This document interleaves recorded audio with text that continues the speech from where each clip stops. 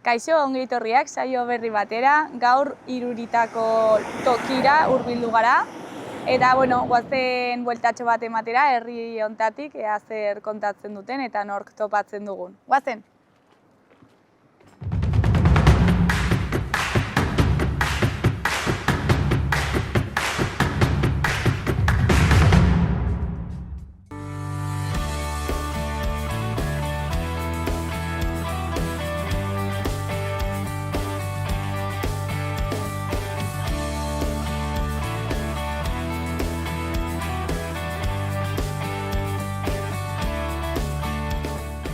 Kaixo, sartu naiteke? Bai. Atea zabalik. Pasto, egunon. Zer egiten ari zara hemen, zer da hau? Haude gure mermeladen denda, eta inaiz pixket osatzen, atzo saldu ziren batzuk eta hoixen. Bai. Bale. Eta nola dauka izena dendak? Bueno, gure mermelade marka da Irular, eta ja atentugu 27 urte. Kontatu guzu pixka bat sorrera, dendaren sorrera, noiz sortu zen, zergatik edo nola? Bueno, gure ama hasi zen frambuesazko plantazione batean lanean, eta, errantzioten, produktu batzuk ateratzen altzituen frambuesekin, erakustera emateko zer egiten altzen. Eta, hasi zen likoriak eta mermeladak eta holako gauz egiten, eta azoke batera joan zen, eta jendei gustatu zitzen handitz, eta gero hasi ziren timbre joka, mermeladak saldiko zituen, eta orden hartu zen hor lanpostu eta ateratzen altzula, eta hor hasi zen. Eta bilakaera urte hauetan nola izan da? Bueno, hasieran, behar duzu registro sanitario bat, alimentuak saltzeko eta hola, eta remendieraino gaten zen, kotxe hartu, 2 ordu bide, han mermeladakin, eta buelta. Eta hola hasi zen, hemen Iruritan obradoria intzuen artio. Bai. Eta denda ireki zuenetik? Bueno, gero, bai. Denda ireki zuenetik zer moduz joan da? Bueno, ongi, 27 urte izango du obradoria hemen intzuenetik, eta hoxen, mantxo, ganda zapore desberdina sartuz, gero eta hobekiago iten, eta gaur egun arte nahiko ezagunek direla eta jende inbeste etortzen dela etxera. Eta gero zu sartu zinen negozioan? Bai, gu txikitetik amai laguntzen aitzen ginen, ez? Azkenean enpresa familiarra da, eta aitea, nahia, ni, eta denak aitu gara laguntzen, gero bakotxak bere ikasketak eta bere lanak ingintuen, eta, ni duela 2 urte amakin hasi nintzela, bere erretiroa bezur biltzen naizela, eta, animetu nintzen hemen etxeko enpresara, Eta zergatik egin zenuen autua hemen herrian lan egiteko? Azkenean alde batetik harrotasun da, etxeko gure amak zerotik goratu duen lanpostunten lanean asterat, eta gero, familia aldetik ere bai, azkenean alpidetzen datzu bai familia eta bai lana uztartziaz. Eta Iruritak bezalako herri batean lan eta bizitzeak, privilegio bat da zuretzako? Bai, azkenean, ni orai Azpilkuetan bizi naiz, baina azkenean etxe ondoan itea lana, nik uste gauza handi dela, azkenean bertze gise, jende honditzek hartu irrizeten du autoa, bai Iruñera, bai Donostire gateko, eta guk abantailoi izaten dugu. Eta negozioaren etorkizuna nola ikusten duzu? Orai gauze berriak ditugu buruen, obradore berri betiteko, eta beste gauzetzuk ere bai, eta nik uste etorkizune izango dela. Eta beste negozio batzu daude hemen Iruritan, ez dakit zenbat biztanle dituen herriak? Iruritan gaur egun izin dire 900 inguru biztanle, eta hemen azkenean daukagu Arkupego goixotegia, gero Olaria tetxea ere bai, gero, edo gizarte bilgunea, dago Dorrea ere bai, hemen, ikusteko gauze badire. Eta, bueno, ja, bukatzeko ez dakit zure produktuak erakutsiko dizkiguzu, ez zapore dituzuen. Hemen pixke denetei bada, pues batugu etxeko frutakin eginek, nizeten aldirela pues Arana Claudia, zate handi bat gure etxekoa da, etxeko piku eta etxeko mertxikekin ine, hau ere pues Arana Gorri etxekoa da, sagarrak ere bai, tomatia baita ere, eta baztango ondioak ere bai, hoi ere hemengoa, kalabaza ere bai etxekoa da, piku ere bai, eta gero gainontzeko fruta saiatzen gara alik eta gehiena Nafarroan erosten, eta bueno, ezin delaik, adibidez pina eta olako gauzeak ja fruta exotikoagoak direla, horiek pues kanpotik ekarri behar izaten ditugu. Eta patxaran eta guzti ikusten dut. Bai, patxaranak hartzen dugu Lizarra ondotik, eta bueno, hau gainera atera ginen azkeneko variedadea da, azkeneko mermelada, eta egerrateko pues gustatzen da onditz. Eta, bueno, orain ezakit nora joan gaitezke, ez gomendi orain bat egingo iguzu? Bueno, pues hemen karretera pastu eta arkupegu isotegi duzu hemen, 50 metrotara, osea, nik uste hor goixatiko zatela. Bueno, mil esker eta hemen lasai utzen dizugu. Venga, esker mil onditzuei. Bueno, beste bat arte. Agur! Aio, gero arte.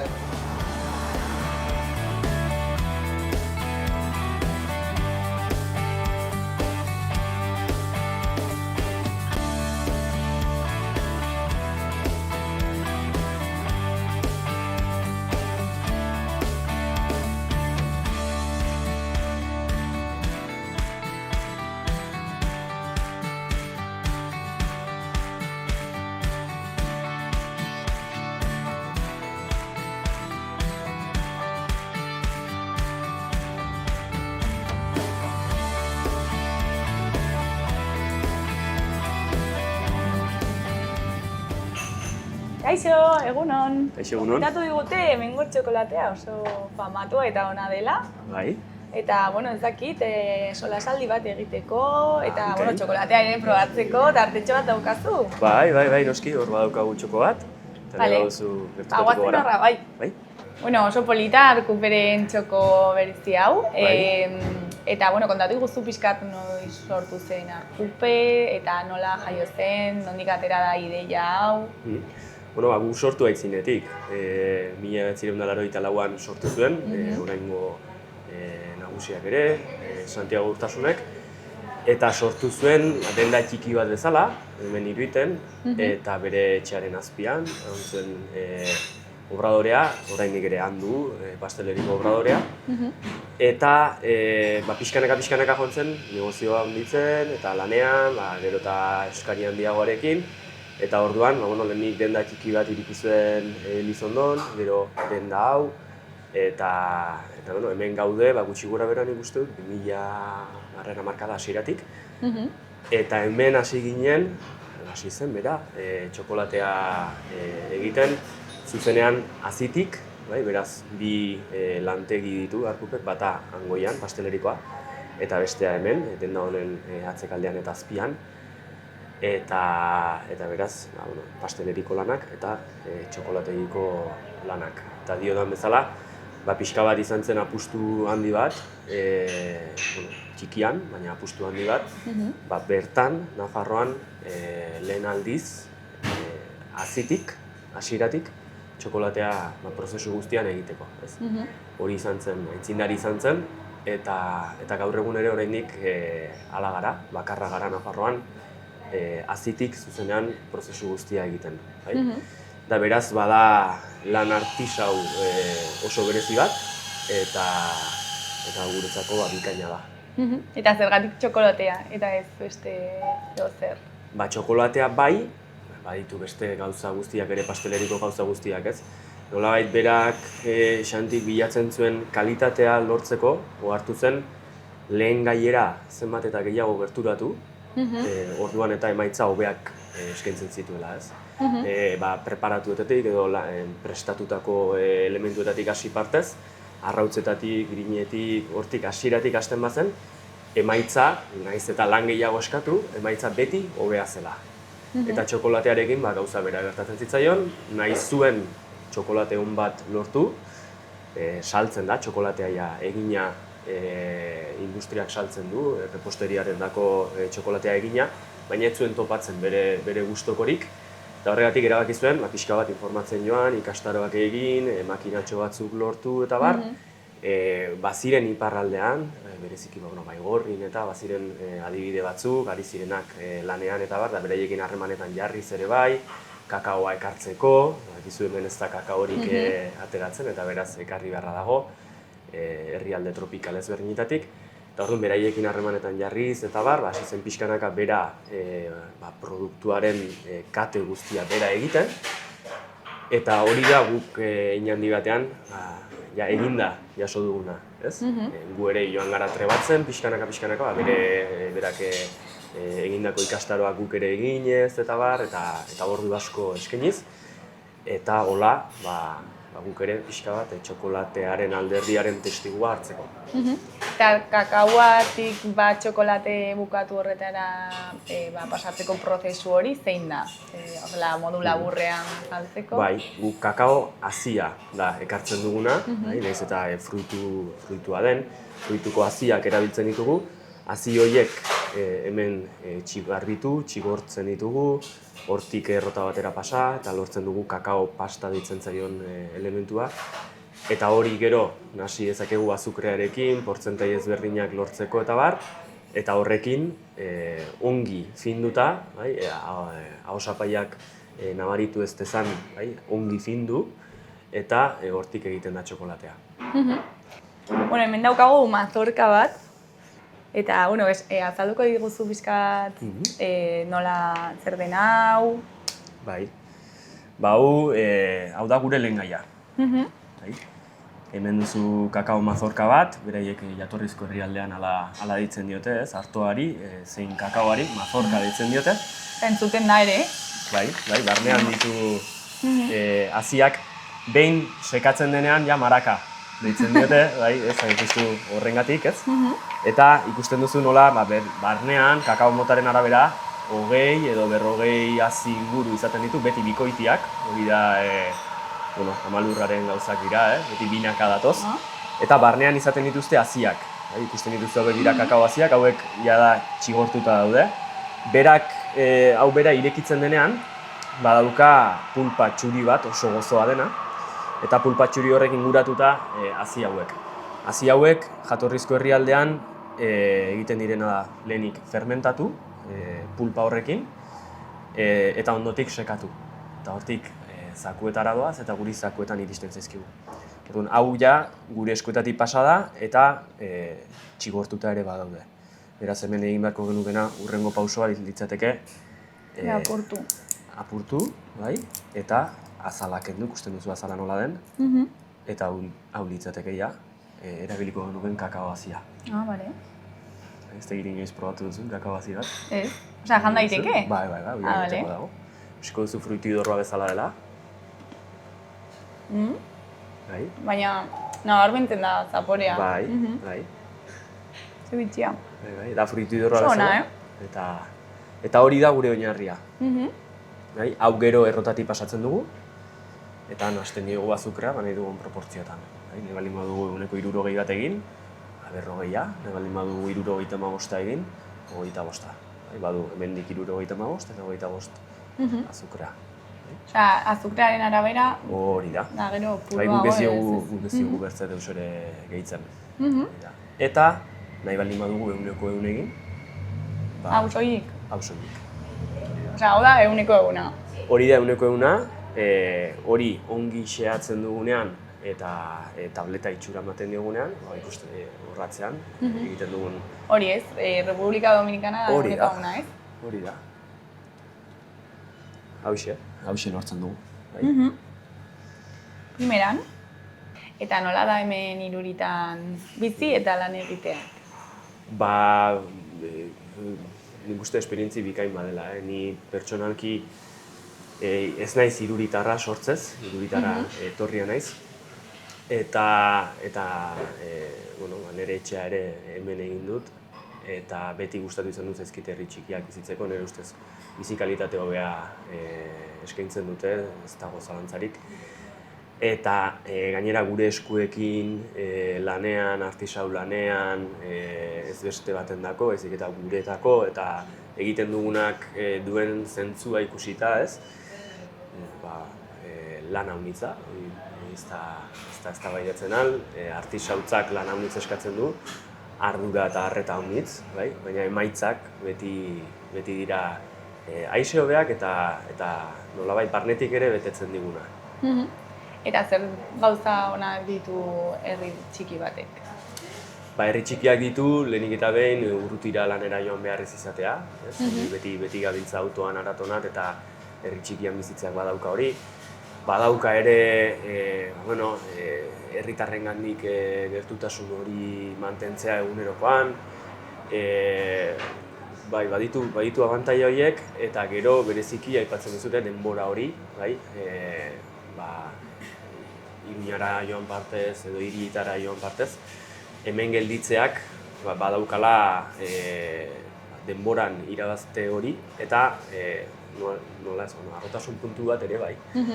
Ze sentitzen dugu herrian bizi garela, herrian lan egiten dugula eta herria bizirik mantentzen dugula ere, nolabait sentitzen dugu. Eta hemengo jendea, jende gaztea igual ari dela erabakitzen non bizi, hemen geratzeko autua egiten du, edo ez, nola ikusten duzu joera orain? Orokorrean errexagoa da behar bada, ez, kanpora joatea, baina kontutan eduki beharra egoerak etxe guztietan ezberdinak direla.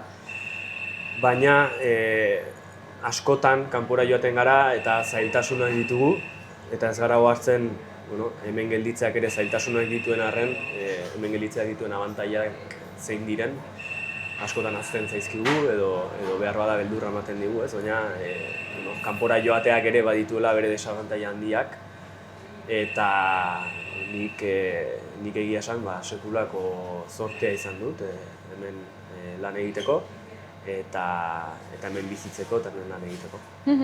Gu joan behar gara ja, baina aurretik agian erakutsiko dizkiguzu pixkat produktuak. Dudari gabe. Hemenan.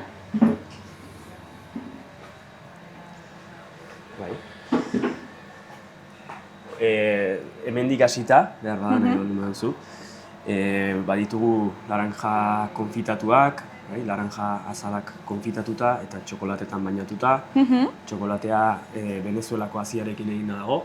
Txokolatea oroar, guk lantzen dugun txokolatea beti dago Karibe inguruko jatorria du, edo Venezuela inguruko jatorria oso ongi etortzen zaiolako fruituidorrari eta oroar gozogintzarekin gauzak egiteko oso zapore egokia da, ez dio gehiegi tapatzen eta oso osagarria da.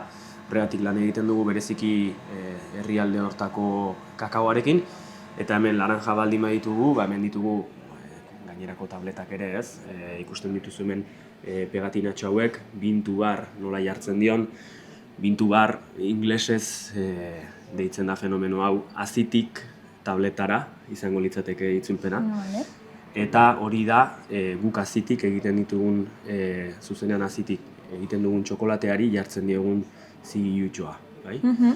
Hortaz, hemen ikusten dituzu tableta ezberdinak, baina behar bada hauek dira pixka bat bereziagoak direnak, ze hemen ja herrialde konkretu ezberdinak lantzen ditugu. Kasu honetan gainera, ez da soilik herrialdea, baizik eta etxaldea ere, baserria ere jartzen diogu, ez? Madagaskar da, baina hori da, ez? Etxaldea hori litzateke.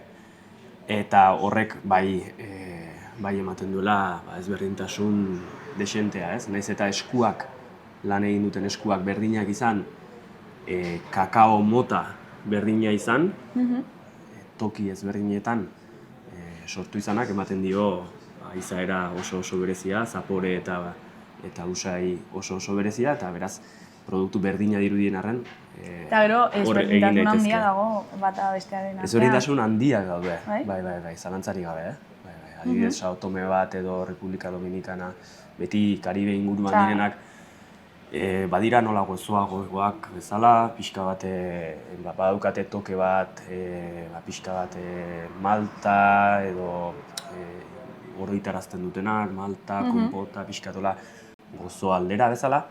Adibidez, Madagaskarrek berak badauka aire bat askoz ere azidoagoa, pixka bat limoia oroitaraziko balu bezala. Esaten dute ere, bertan landatutako landareak eragiten dutela ere kakaoaren zaporera, ez? Bai. Baita kafearen kasuan ere gertatzen da hori. Eta kakaoaren landaketa oso gauza konplexua da.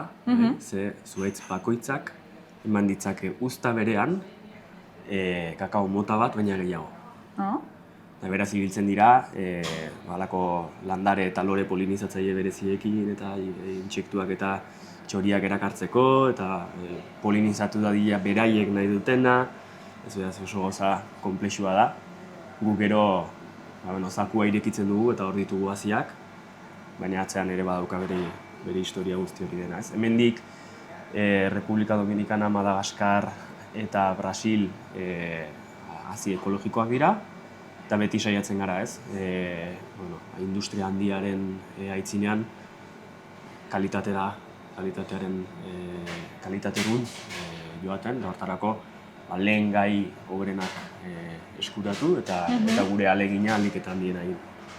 Mila esker oso interesgarria eta oso pinta ona dauka dena.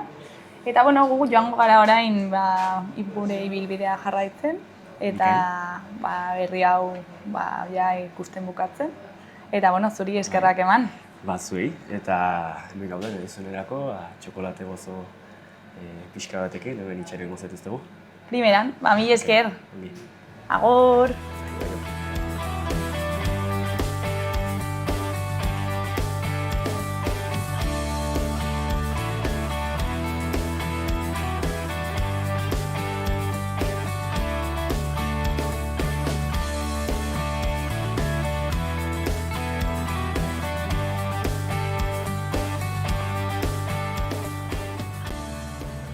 Ostatu bat, igual txokolatea jan ondoren kafetxo bat ere hartuko dugu, ez?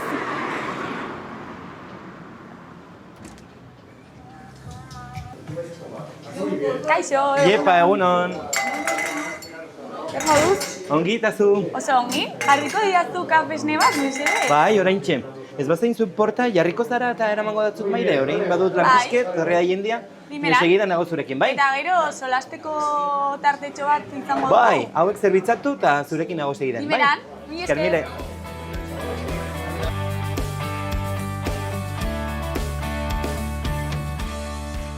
Cristobal, zure jatetxe polita ekarri gaituzu, ezta? Olari tabernakoa. Eta, kontatu iguzu pixkat olariren historia noiz sortu zen, zergatik eta nola. Jatetxea ez da nerea, nik egiten dut lan hemen, duela urte batzuk, baina, jatetxean historioa, jatorria berez, duela 36 urte, jatxu, ez dire 36 oiniken, baina bi anai erabakizuten bat ostelaritzan ibiltzen zen, bestea abertze gremiotan, eta erabakizuten edo pentsatu zuten herri hontan falta zela zerbait. Bere amak izan zuen ostatu bat duela urte honitz, garai batean 70 baziren 5 ostatu, 5 edo 6. Eta orduan ikusten zuten bakarrik bazela bat, eta pentsatu zuten elkarrekin zerbait antolatzea. Orduan, bietako emazte bat, ere elkartu zen proiektuan, erosi zuten bajera hau, eta antolatu zuten, montatu zuten jatetxea, emateko zerbitzu berri bat herrian. Gero familia guztia gontzen lanean beraiekin, eta urteak pasa hala, 2 biloba gelditu ziren hemen lanean, sortu zutenek, ja jubilatu ziren, eta orduan bi anaiak eramaten dute negozioa, Ruben eta David. Orduan segitzen du familian, eta orain gaude kanpoko edo familiakoak ez garen batzuk lanean beraiekin. Eta zu hemengoa zara Iruritakoa? Sortzez Iruritarra, ezia Elizondon, eta ja nire erabaki propioz bueltatua herrira, sorterrira bizitzera. Eta zergatik egin duzu erabaki hori edo autu hori, ze imaginatzen dut, Elizondon bizia izana, herri handiago batean, zergatik hautatu duzu berriro onera bueltatzea? Elizondun arras ongi bizitu naiz beti, ez dut kejarik, baina gauza da, hasi nintzen dantza irakasle Iruritan, harremanak sortu nituen, herri giro polita ikusi nuen, eta nire aitatxi eta amatxi bizi ziren hemen oraindik, aitaren sorterria eta lotura izanez, izan nuen aukera etortzeko bizitzera alokairoan etxe batera, eta erabaki nuen herri goxoa zela, nahiz eta ez izan Elizondoko zerbitzu guztiak, ondo-ondoan gaude, hurbil dago, eta herri giro polita izanez, erabaki nuen onat etortzea bizitzera. Osea, dantzaria zara eta, dantza taldean jarraitzen duzu oraindik? Bai, oraindik dantza taldean segitzen dut, irakasle moduan nago, eta egiten ditugu gauzak horrek ere beti ere lotzen du herrira, azkenean ekintzak egiterakoan, denbora gehiago eskatzen du herrian egotea eta bai, hemen segitzen dugu. Eta orain gaur egun nola ikusten duzu Irurita herria? Ezakit, jendea oraindik autua egiten du hemen geratzearekin? Orokorrean jendea mugitzen da herritik. Hurbilena joaten direla dire Elizondora, baina haunitzek jotzen dute Iruñera gehienak, lanagatik, nik uste horrelako arrazoiengatik. Bai izan dugu orain bueltatxon bat edo bi, baina ez da, ez?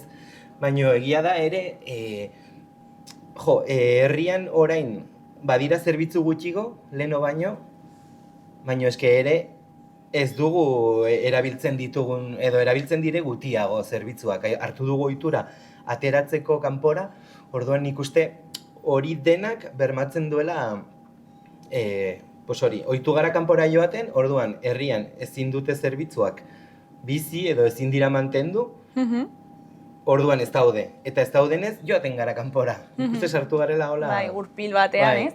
Eta adibidez, zerbitzu galdu dira herri honetan? Herrian duela urte igual bi. Genuen denda txiki bat, ultramarinos edo deitzen diren horietatik, urte haunitz, urte desente egon ziren martxan, baina azkenean ez zuten lanik, eta bizi behar da ere bai. Orduan erabaki zuten Elizondora joatea.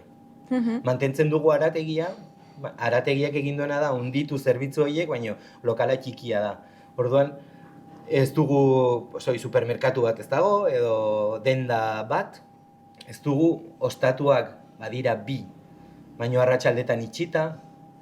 Osea, pixka bat justo, ez? Talde horretatik. Bai. Eta uste duzu dela jendea ez delako joaten, edo ez dago eta orduan jendea joaten da kanpora, adibidez ostatuen kasuan? Ostatuen kasuan, adibidez, hemen Olari jatetxean, dugunez ostatua eta jatetxea, horrek konpensatzen du pixkat ere egiten dugun lana, ez? Mantentzeko pixkat irekia. Leno, ostatua egoten zen goizetik arratseraino. 10, 11 arte.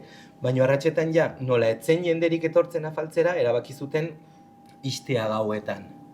Orain ereki dute gizarte bilguneko ostatua, goizetan ere bai, eta ni libre dutenean hemen, joaten naiz gozaltzera bertara, eta oso lasai egoten da. Agian ere ez egoteagatik hemen egun guztia. Bai, baina horren nahi dut hori, ikusten dutela galdu dugula ohitura herrian bizia egiteko. Ikuste. Eta hau negozioa ina handia izan da, ze daukazu hemen jatetxea, gero ostatua, baina ere terraza handi bat daukazue. Nolako harrera dauka, bizirauteko ematen du? Osea, jendea etortzen da? Bai. Herriko jendea, kanpokoa? Badu herriko klientela, ez dakit nola, ez zait ateratzen hitza. Finko bat. Finkoa, hori da. Finkoa badugu, bai goizetan, gozaritan, kafea hartzen, eguerditan, baina asteburutan egiten dugu lan haunitz kanpotarrekin eta bailarako jendearekin ere bai. Famili bazkariak, lagun, kuadrilla bazkariak, horrekin egiten dugu lan haunitz asteburutan. Eta gero hemen herrian ere, etxe bizitzaren kontua nola ikusten duzu? Aukerak daude, merke, oso garesti? ni bizitu naiz 3 etxe bizitzatan alokairuan, eta nik egia erran ezin naiz kexatu, zeba prezioa oso onean izan ditut.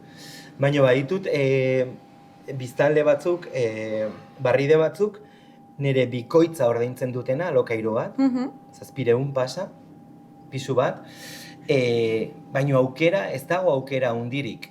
Osea, alde batetik ez dago aukera hundirik, baina berriz bueltan jendeak kanpora joaten dela, izan zen orin dela gutxi, aukeran herritarrei lehentasuna eman zitzaien alokatzeko pisu bat, eta etzen inor agertu. Orduan, egoera da pixko eta raro, zentzu horretan. Ez dago sobera aukera, baina badenean ere, ez dago sobera deia edo galdea, ez? Osa, ez dago eskaria, baina ez eskaintza ez da. Hori da. Eta zure ustez, zer egin beharko zen hemen herrian geratzean sustatzeko hori? Egia erran ez dakit zein den konponbidea, edo nola egiten alden, ez? Nola ze aukerak izango ziren. Baina, nik uste, udaletik ari direla, ikusi dut nik, herriko badugu WhatsApp talde herrikoa eta llegatzen dire informazioak, ez da?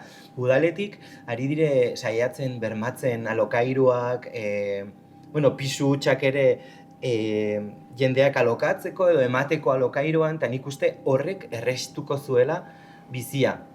Baina nik uste pazientzia handia beharko lukela, zeba, betetzen badugu herria, sortuko dira zerbitzuak. Nik uste dut hola izaten dela. Betetzen da toki bat, eta hasten dira zerbitzuak eskaintzen.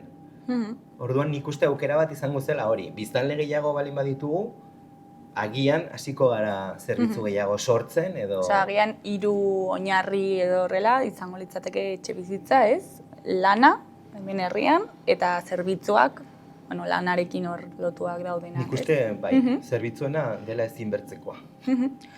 Cristobal, gure ibilbidearekin jarraituko dugu, herria ikusten, ez dakit zer lekuren bat gomendatzen diguzun, edo ez?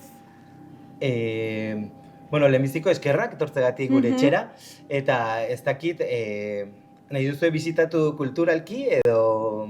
Denetarik irekiak daude, denetak. Plaza oso pollita da, dorrea badugu ere bai arras pollita, eta agian nahi duzu bertze kafetxo bat hartu Rakelen ostatuan, gizarte bilgunean, adibidez, badu terraza arras pollita. Primeran, handik pasako gara, eta zu animo lanean orain. Mil esker, esker mila unitz. Agur! Agur!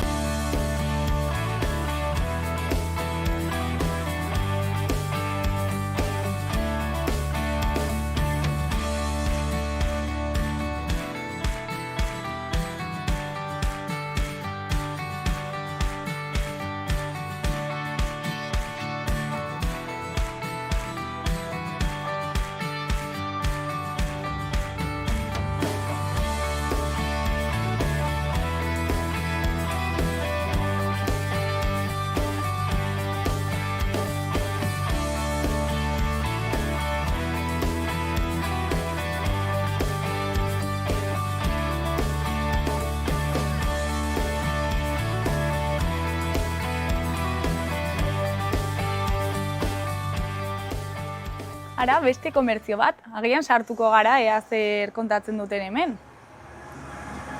Aber uzten diguten. Kaixo, barkatu. Kaixo. Sartu gaitezke? Bai. Zer da hau barkatu? Hau? Arkitektura bulego bat da. Bale, eta ez dakit solasaldi bat egiteko tartetxo bat duzue? Bai, nahi baldin baduzue pasatu unet eta eseriko gara eta solastuko dugu. Bale, primera? Bale, ongi da. Bueno, bikote, nola duzu izena? Pues nire izena Maite da. Eta ni Bidoia naiz. Eta, noiz sortu zenuten proiektu hau, zenbat urte daramatzazue, zergatik? Bale, begira. Gure gurasoak hemengoak dira, gaztandarrak dira biak, gu beti Iruñan bizi izan gara, aizpak gara, eta hasi ginen lan egiten Iruritan. Iruñan barkatu, Iruñan. Baina unetorri ginen 2013an. Eta zergatik izan zen, hasieran, bulegoa unetek hartzea erabaki ginuen, zeren bagenituen hemengo bezero haunitz, eta zerbitzu hobe bat emateko uste ginuen leku hurbilagoan egon bar ginela, zeren hasieran egiten ginen Arat Iruñera gatea. Orduen lehenengo erabakia horregatik izan zen, bezeroen hurbiltasuna lortzeko. Eta aldaketa zer moduz? Imaginatzen dut aldea dagoela Iruñetik onera. Pues bai, aldaketa haunitz. Gero ere bai, gubiek 10 gara, bale? Eta orduen izan genituen aldaketa haundi. Zeren Iruñen bizi ginen lan ere bai, baina aurre bagenituen Iruñan eskolatuak. Orduan, lehenengo aldaketa izan zen familiarekin unet tortzea, bale? Eta, bueno, hori gu betidanik nola hiritarrak izan garen, herri txiki batetara etortzea, igual aldaketa handia ekarri zakun. Ezagutzen genuen ere bai herriko bizitza, zeren uda guzietan eta beti honet etortzen ginen, baina ez ginen bizi hemen. Bizi ginen hiri batean. Hori izan zen igual aldaketa handiena familiarekin eta dena etortzea. Hori izan zen aldaketa handiena. Familiak kasu honetan nola egokitu dira herrira? Pues aldaketa handia izan zen gurea, zeren bai Idoia eta biok Iruñakoak gara, ez dakit nongoa garen, kasi baztangoak ere bai, ez? Baina gure senarrak bai dira hemengoak. Idoiaren senarra Erratzukoa eta nire senarra Iruritarra. Orduan beraientzako kasi izan zen pozgarria erabakia. Eta horrentzako? Eta horrentzako bere kasuan berak aurra Iruñeko eskola batean zaukan eta hemen matrikulatu behar genuen, baina txikiak ziren eta orduan printzipioz beraiek ez dira oroitzen Iruñeko bizitzak.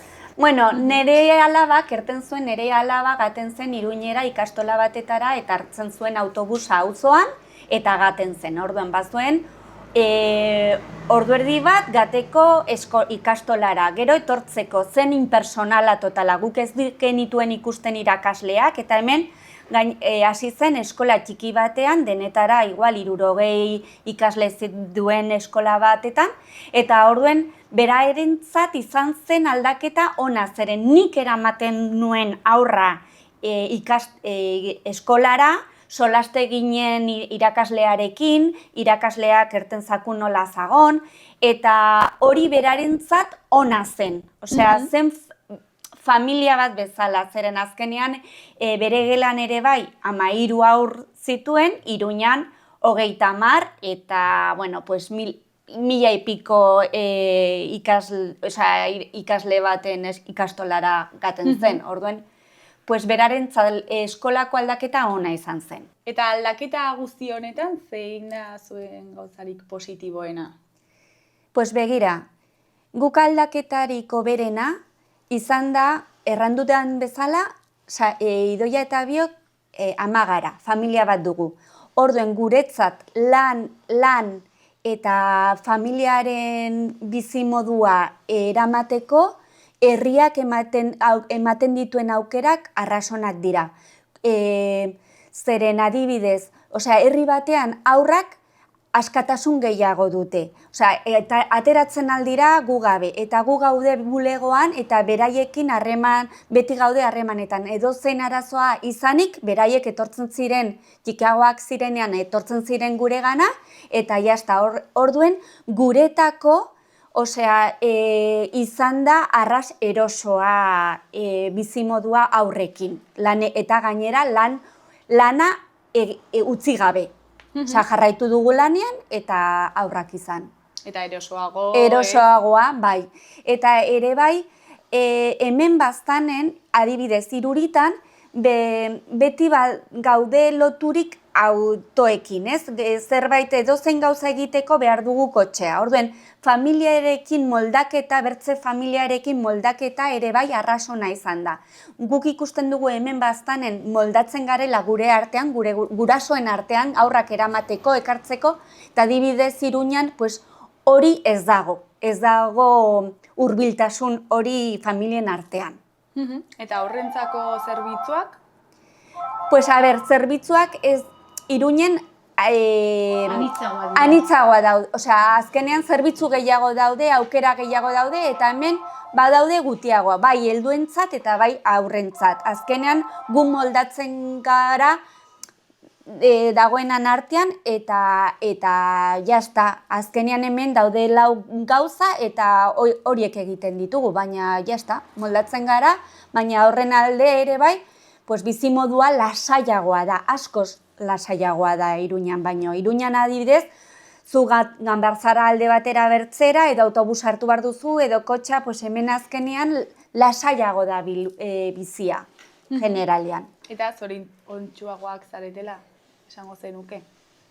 Pues gu biek konten gaude. Osea, ni egiarteko azkenean ere bai, erabaki ginuen biek egin ditugu bi etxe hemen eta bizi gara hemen, osea, gure indugu etxe bizitza hemen, eta konten gaude. Osea, bizia da lasaia, gurasoak ere bai ditugu hemen, orai gure gurasoak pues, badute adina eta behar dute gure laguntza, eta hori ere bai errazago egiten zaigu, zeren momentu batean gaude bere etxean, dena hurbilago dago eta denbora da asko gure gaurko bizitzan.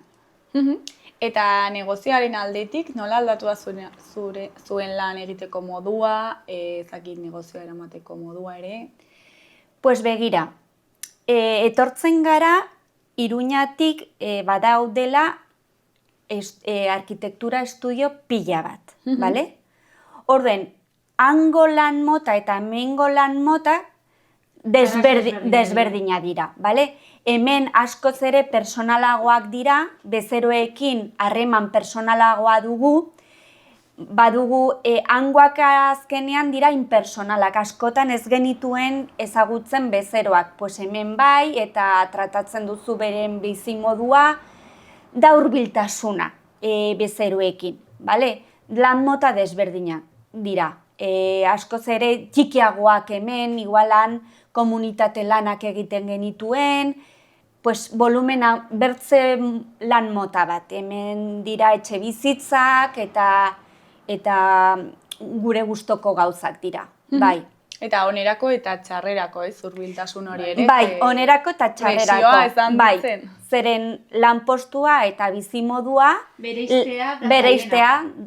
Orduan, adibidez, oporretara, oporrak hartzen baldin badituzu, deskonektatzeko gauza berena hemendik joatea da. Zeren azkenean guk badugu baldintza oso importante bat betetzen duguna hemen gure bulegoan, dela konfidentza, bai, bueno, arkatu.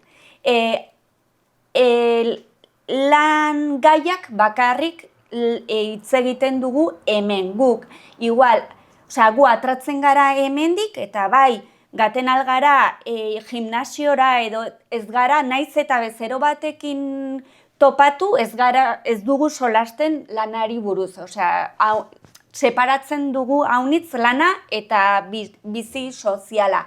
Baina egia da, askotan beraiek dira ez dutenak bereizten. Orduan igual, elkartzen gara Elizondon, eta solasten datzute, zu begira, eta hau nola edo deituko dute udalara bier, edo ze iruditzen zaizu. Orduan, deskonektatzeko modu bakarra, nahi baldin baduzu deskonektatu, pues, atera bertzara egun batzuk hemendik. Eta zuen artean deskonektatzeko zer moduz aizpak zarete, ez? Pues guk astetartez elkar gaude eta asteburutan kasi ez dugu erlaziorik horrela deskonektatzen dugu gure artean.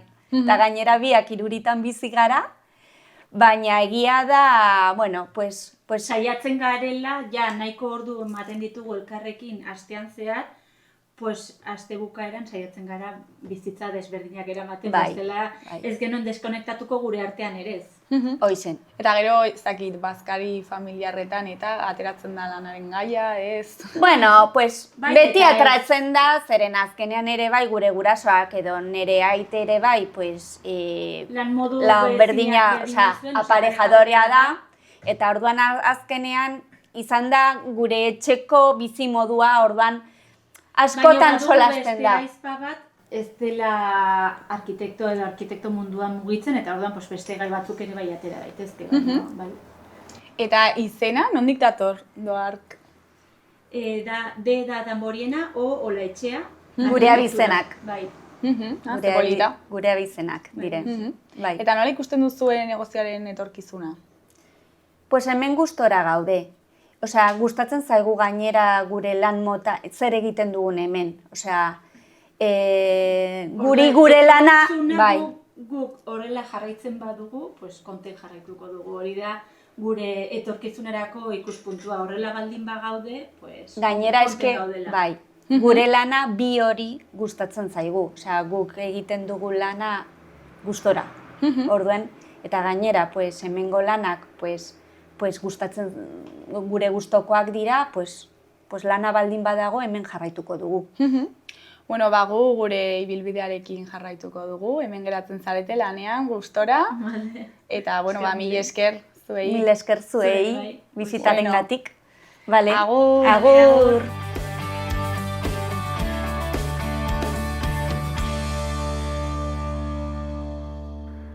Bueno, onaino gaurko saioa, asko gustatu zaigu Irurita tokia, asko disfrutatu dugu hemengo jendearekin, eta espero dugu zuek ere gurekin disfrutatu izana. Agur, hurrengora arte!